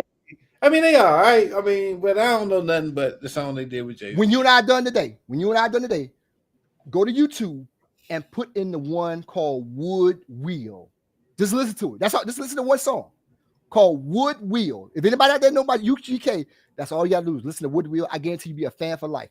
I got, you know how I found out about UGK outside of Jay-Z and all that, but when Mike, he's from Florida. He burnt me a couple of CDs when I first got to Atlanta, and I like, man, these guys are damn good. And I didn't know they had all this music. But yeah, UGK is incredible, bro. Google, put Wood Wheel in after you and I get done, bro. Okay. Matter of fact, I can play a little bit for you now, but yeah, it's good, bro. Just like when Pimp C comes in, bro, it's good. It's good. But yeah, man, they got number 20. They got UGK's number 20, man. 19 is they got 3 6 Mafia and all that on here. Fuji's, Mobb Deep, stuff like that. So the Roots, you know, I think that Mobb Deep album. Now that, I can't lie. That joint, the one that came out when we first got the show. Yeah, it's crazy, right? Now that's what's the name of that one? You don't know? Hell on Earth? Is that Hell on Earth? No, the Hell on Earth came after. That was I'm not sure. The first I don't even know the first album name. I apologize. That was the second album. This first album was called Juveniles in Hell or something like that. Okay. The ones that came when it came to show. I forget that. That was man. That joke, everybody was pumping that Mobb Deep, yo. Yeah, man. One of my favorite songs off that album was "Drinking Away the Pain" when Q-Tip was on that joint, man. That's one of my favorite songs off that whole album. I probably skipped that if Q-Tip was part of it. That Mobb Deep though, yo. It was crazy, right? Oh man, what Tip said? What about the Locks? Never was a fan. Not enough. Nah. 8 ball and MJG. Nah, not a fan. Big Ball. Not a fan. I saw them in Vegas when I was in Vegas. We went to a party with those guys, and I didn't know the guy didn't have a real arm or something. It kind of fucked me up a little bit. Who? The guy from I think that's the group. Nah, that's DJ Paul. That's not 8 Ball. Nah, 8 Ball fat. What's the other guy? What group is he in? DJ Paul. Yeah, what group is he in? I don't know. You named it earlier. No, he's not in UGK. No, not UGK. Nah, DJ Paul. 3 6 Mafia. 3 6 Mafia. Yeah. Okay. Yeah. They were just too silly for me, man. I never. And DJ Paul got the fake arm. Yeah, I got a fake arm. Yeah. That's tough to be a DJ with a fake arm, though. It's his non-dominant arm, of course, but you know what I'm saying. Hell, it had to be. He had no choice. Yeah, it's his non-dominant arm, man. So yeah, it's like yeah, man. Hey, bro, I know you've been trying to get abs and all that, man. This came stuck in my mind. I saw an interview recently with Oscar De La Hoya. It was a great interview. He got them liposuction abs you was talking about, like with my man Fuck Flex did all that. It is true. You can actually do that. So there's hope for you yet, my brother. I think that's why you travel. I'm working the hard way. I'm working out. Dude, you just give all your money back to the gym. Have you know anybody over our age that got abs from start to finish? Yeah. That you know personally? Nope. No. It's yo, if he did that, I'm like, yo. So man. you just gave up on yourself. No, I'm a realist. You gave up bro. on yourself. Well, you just told me you just told me you had to start back working out. You done gave up. No, I didn't. I think I look. Well, I guess I got to work on. No, I didn't give up. I can't give up, bro. I got a long way to go, man. I think you should, because I saw you change your shirt back there, and I'm like, good thing that's not on the show.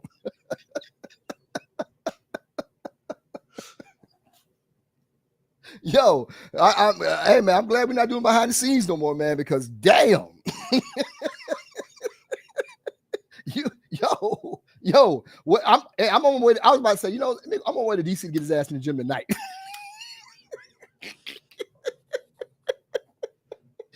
That's the least I can do as a friend. I'm like, look, baby girl, I'll be back in a couple of days. I gotta go. Everything all right, Dad? No, it's not.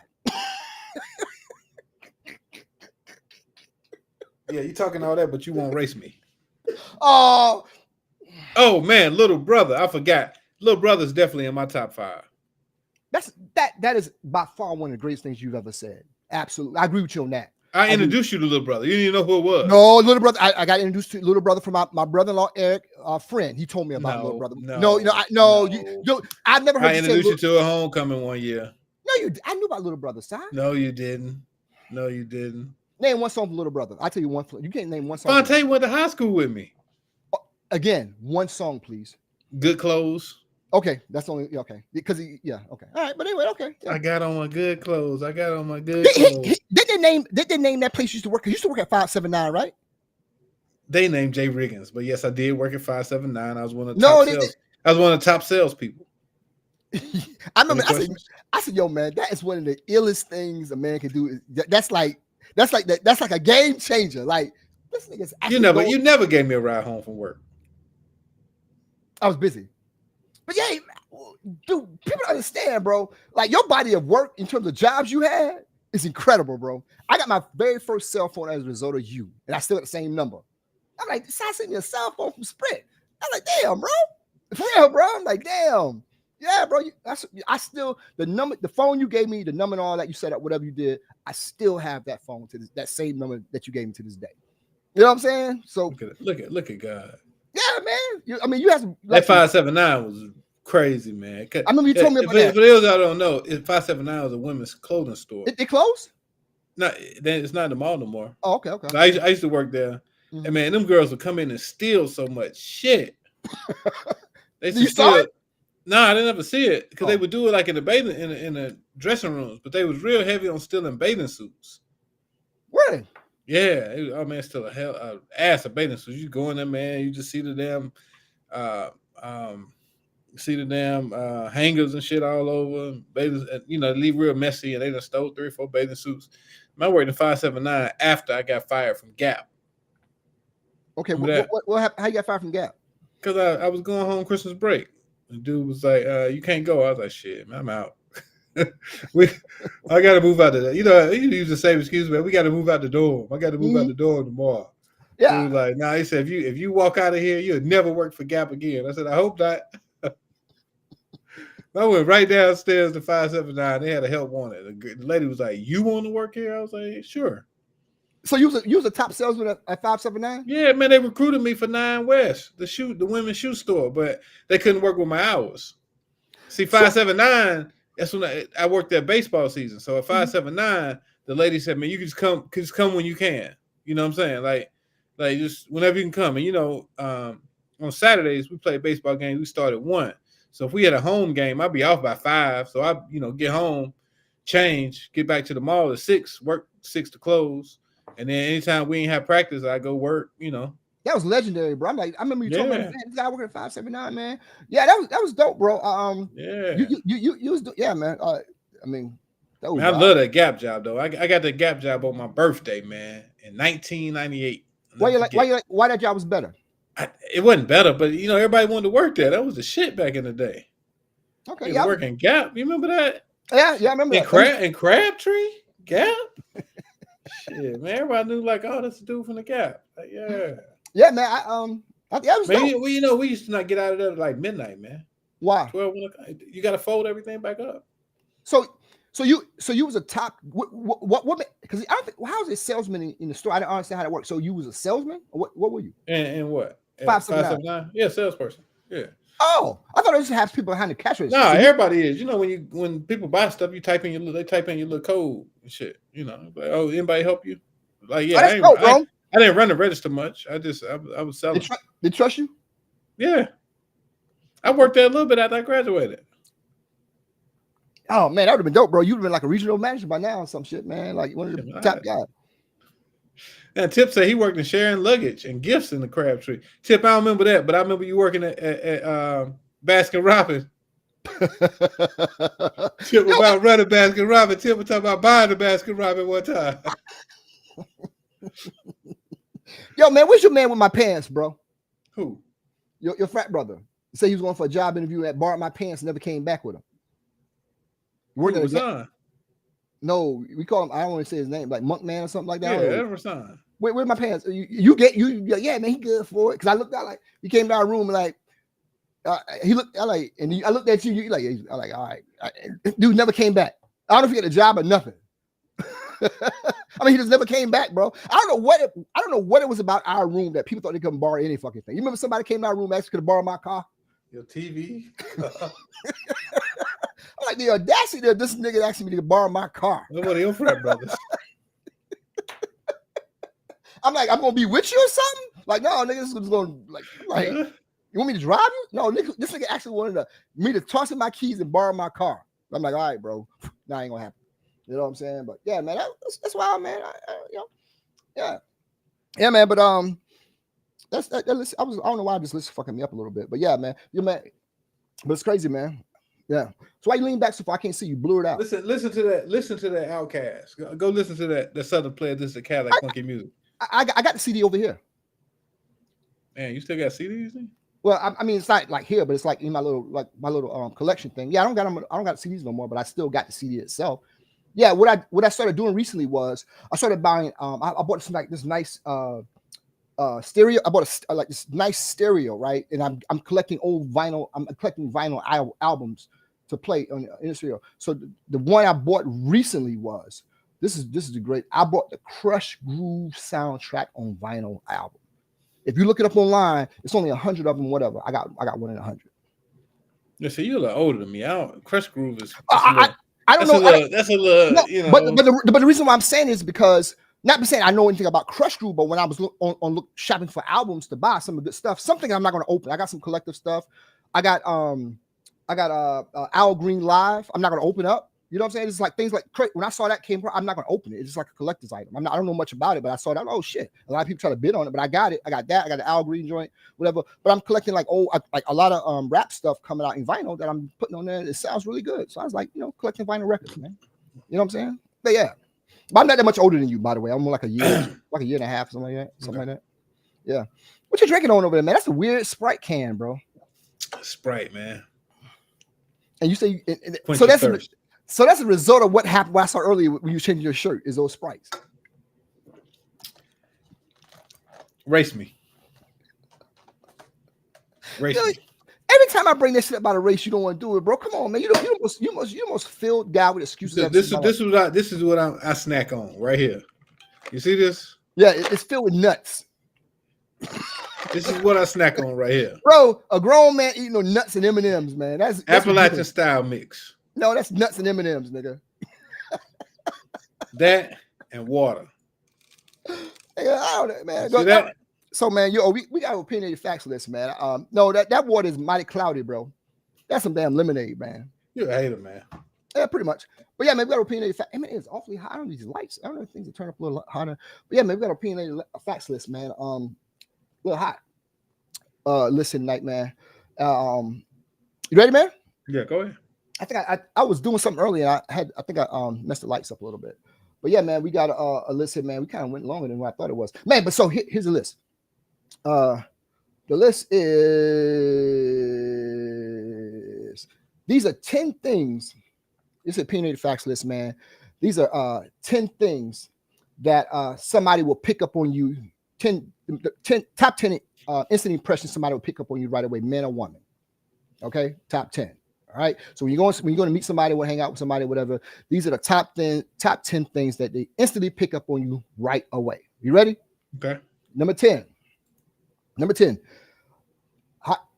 is your conversation skills. That's one of the first things they would pick up on you when you start talking to them is whatever. How good is your conversational skills? You know what I'm saying? That's an art to that, bro. Like just conversational skills, man. When you first meet somebody. So number 10 is conversational skills. Number 9 is your sense of humor. Has it matter to you got a sense of humor like a woman? You know, to you got a sense of humor, man? Yeah, I hear that all the time. You know, you got a good sense of humor. You throw them out there pretty good, man. You got a couple of good Yeah. you know. That's all right, you know what I'm saying? Okay, all right, cool, man. So number 9 is a sense of humor. Number 8 is the way you make eye contact with them. That's important. I always thought that was very important, man. Making eye contact with them. So that's number 8, the way you make eye contact. Number 7 is how you make them feel, man. You know what I'm saying? You're making me feel.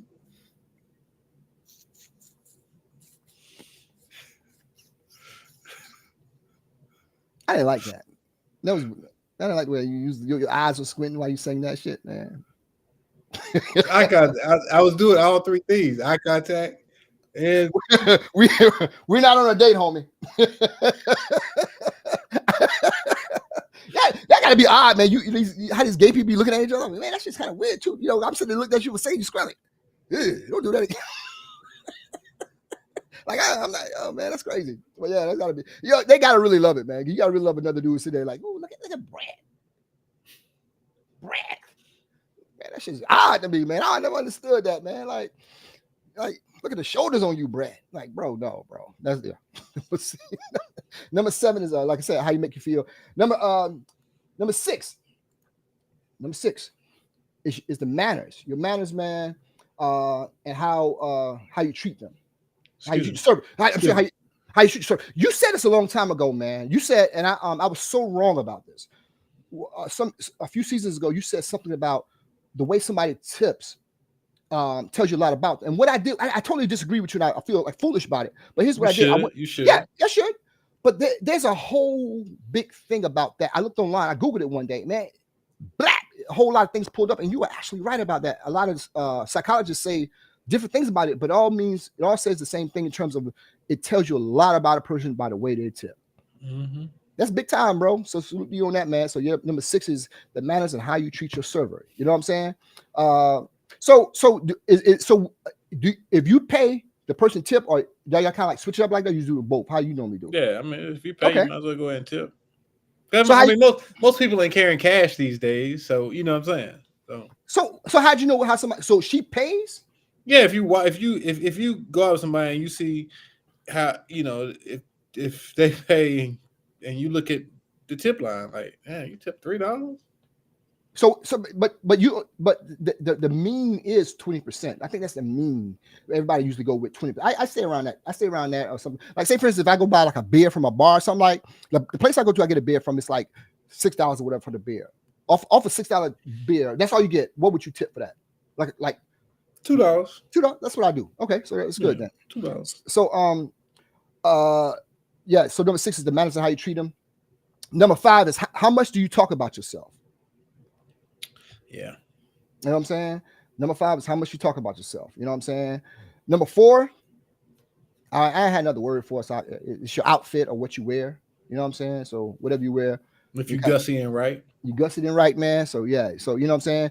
So this is your opinionated facts list, man. These are top 10 things your date will see about you instantaneously. The top 10 things. Number 10 was your conversational skills. Number 9, sense of humor. Number 8 is the way you make contact with them. Number 7 is how you make them feel.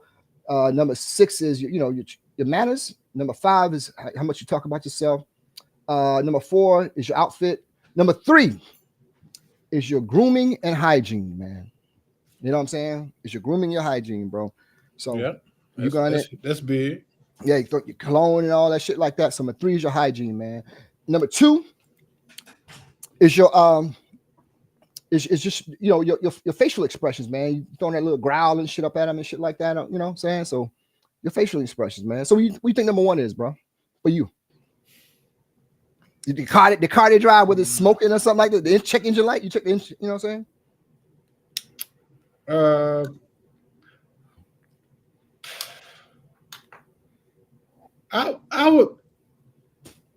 I think one thing may be the way somebody smells. I mean, might fall under grooming, but at least a lot of women really comment if you smell good. I think the way somebody smells, or what about if the check engine light on? Would that turn you off? Not the check engine light, but I mean the I think people look at the way your car is kept. Yeah. Okay. Okay. So so like I said, number 2 is your facial expressions, and the number 1 thing that people really kind of notice about you, man, is your body language. I gotta tell you this, man, and I think that one of the things that's crazy about that was I had a good friend of mine, man. He was doing the whole thing with the dating apps and all of that, right? And he met this young girl. She had a lot of pictures. So he was like, okay, this is almost foolproof for me getting catfish, because she had all these pictures up there. Because normally you just got that one, your best shot you ever got. But she had a lot of pictures up. So okay, cool, whatever. And they talked for like 2 weeks straight because he was traveling, you know what I'm saying? So they finally met for like lunch or something like that. And he said, man, it's just, as soon as I saw it, either those pictures were old. You can see it was her, but she was totally different from the way her pictures looked. And he said when they sat down, the first thing she said to him, like, wow, you ready to go or something? Because I guess the way he looked at it, the body language, things of that nature, it was instantaneous to her that he was ready to go, or something about it was off. You know what I'm saying? Right. Yeah. So I noticed that sometimes, like, you ain't never went out to eat and like see the people sitting next to you and notice like, ain't either one of them talking. They both on their phone, and I always be in my head. I be like, it must be like a blind date, and he don't like how she look, or something similar to that. That's gotta be. I never was a fan of a blind date because I don't know. You can, I think, because you're a little more edge with a blind date, bro. You're like, oh man, you know what I'm saying? You just kind of want to make sure, whatever, man. But I've never done that, man. But that'd pretty much. He said he was stunned by the way she looked, and he said she wasn't a bad looking woman. He just was, it just wasn't what. The pictures didn't add up. You know what I'm saying? So it was like, why would people do that? What do you do when you really got to see the person? I don't know, man. I don't know, but that's a big thing, man. I'm not a fan of online dating, whatever, because we always thought about online dating, man. What's kind of cool about, like, if you're like, hey man, this is Jill. I met Jill and shit. And the first thing people always want to know, and it's always a good thing to say, is how y'all met. It's always kind of cool to hear how people met. You know what I'm saying? Like, how did you meet them, man? Oh, like, yeah, man, I swiped left. Some shit like that. But like, yeah, they're kind of lazy, nigga. You know what I'm saying? But they get married quick, because I looked online that people that meet online, they get married a lot quicker than people that just meet regular or whatever. So I don't know if it's just something they're kind of looking for or whatever. But yeah, that's it, man. You know what I'm saying? So what's good, man? So you got a busy week, man? Yeah, man. Be in court most of the week. It's 9:30, man. Yeah, so yeah, man. So I was watching Mike Tyson and Jake Paul. They about to fight again coming up. They rescheduled it? Yeah, I saw the press conference earlier today. It was hosted by your man Ryan Clark, and Jake Paul was talking crazy, man. You know what I'm saying? So I was it's gonna be on Netflix. I hope he don't beat Mike Tyson, man. Yeah, I hope so too, man. Because Mike backed out. Yeah, Mike backed out the last. He was talking crazy shit. He was talking like cursing at Mike and shit, man. And it was crazy, man. I'm like, damn, Mike. He was talking crazy. When I say crazy, he was talking about people in New York, man. Y'all stupid motherfuckers and shit. He said, I knocked everybody out. I did all this, man. I'm like, where he fall from? I'm not sure, man. I didn't know shit about Jake Paul until you called me that Sunday morning and told me he knocked out Nate Robinson, nigga. When he knocked out Nate, bro, I didn't know anything about this guy. And then you called me like, hey, man, like, no, I ain't say this, man. And I looked online and he put Nate to sleep, bro. And Snoop started singing. But yeah, man, he it's back on. And he's saying like, yeah, he told Mike like, yeah, I bought this deal to you, man. And I mean, he was calling Mike off. I'm like, damn, bro. And then the comments like, man, Mike must be high. So I mean, he's talking shit back to him, whatever. But yeah, they backed away because he was he got sick last month or something like that, man. So that's the reason why they rescheduled and shit like that. You know what I'm saying? I'm looking forward to that. You sure? Yeah. Yeah. Well, you going after you leave, you going down to the gym downstairs to get on there. Like them men be doing the elliptical and shit. That's what you do. You go to the gym again. You're elliptical nigga. I can tell. You think? Nah, man. Yeah. I do the row machine. No, the best full body workout there is. What's row it called? machine. A row machine. Row machine. Yeah. So when last time you been on an elliptical? Shit, years, yo. You been on elliptical, man. So you one of them niggas. I can't stand that shit. I can't. It should be a sign on there if you under 50. I mean, you should not. It's for people over 50 and over, nigga. But if you like 45, like I be some like that shit. Like, what the fuck you doing, bro? That's disgusting, bro. You did elliptical. I know you are, because that's all they got in those hotels. Weight room, yeah. You gonna be down there and shit. I go to Planet Fitness. You know, we can work out anywhere in the country. When last time you use your Planet Fitness app? Yesterday. You went in there? Yeah. What'd you do? What was your workout? I don't care to share. It wore off, obviously, because what I saw earlier.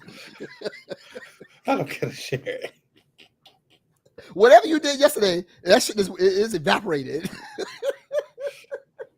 Nigga, I was scared. I'm like, oh shit. I gotta cancel the show. I gotta make sure. You stupid nigga. Oh, all right, man. Well, that seems like you got to go, man. I know you got to work. You got a lot of work to do, man. I'm gonna start my vacation. You on vacation, yo? You going anywhere? No, Sunday and Monday. My vacation. I was going. Oh. Yeah, I'm saying. Are we talking afterwards, man? We can hang out and talk afterwards, man. Because I got a lot. I mean, I ain't got nothing to do, man. So hope we can talk later. I know when you be traveling, man. You don't want to talk, man. I don't have nobody to talk to, bro. Hit me, man. Just hit me. For real? Before you go, man, what are you watching on Netflix, man? Because I'm starting to get into my Netflix again. I set up my whole deal.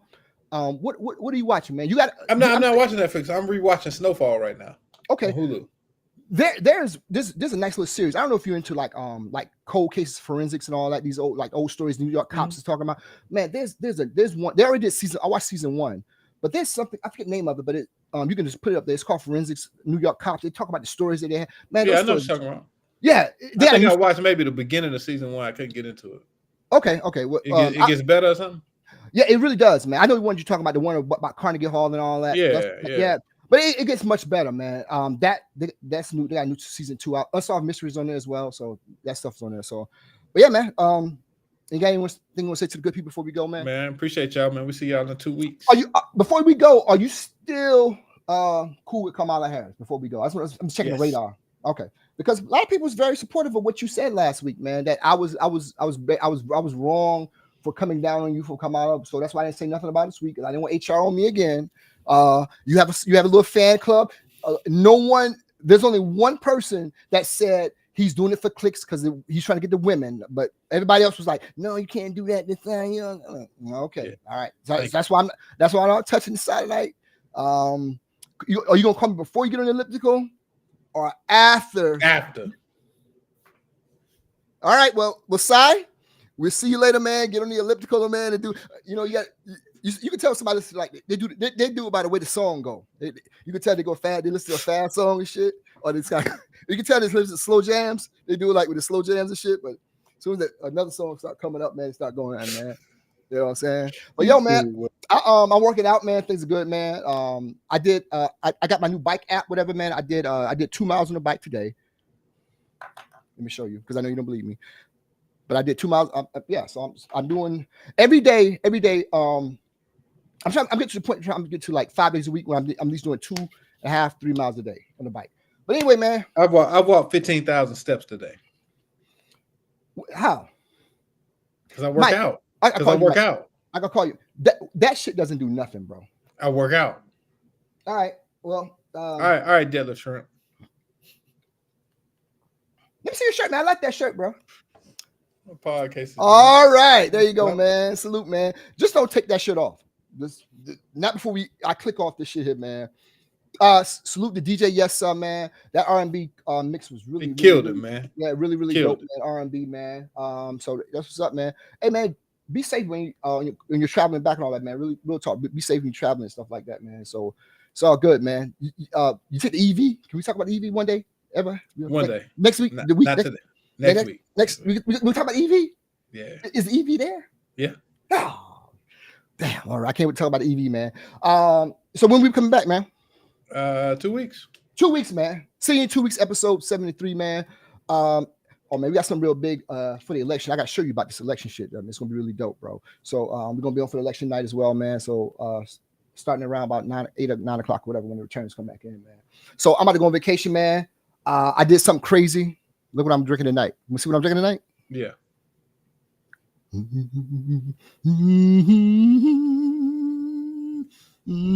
So you done working out for the night. Oh yeah, I'm done. I got my little, I get one little beer. I got me a little Heineken, stuff like that, man. So I'm chilling, watching a little Netflix, man. But yo, man, drive safely, man. Thanks to everybody who rocked with us tonight. Salute to Mr. DJ Yes Sir. Salute to you, man. Appreciate it, man. So Peace.